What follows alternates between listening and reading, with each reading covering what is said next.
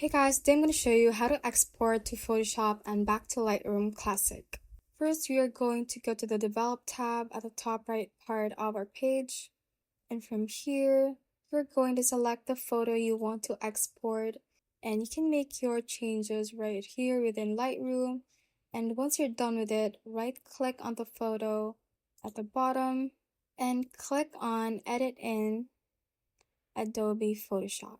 Now you can choose what to edit. I'm just going to click on edit a copy with Lightroom adjustments. If you have other needs, you can select the other options and just click on edit right here. And now it will automatically open up in your Adobe Photoshop app. And I'm just going to make some random changes right here. Just gonna blur some parts. And once you're editing it, just hit Ctrl S on your keyboard to save it within Photoshop.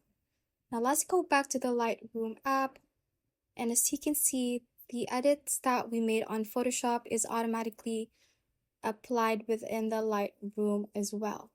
And that is how you can basically export to Photoshop and back to Lightroom Classic in editing within Lightroom and Photoshop.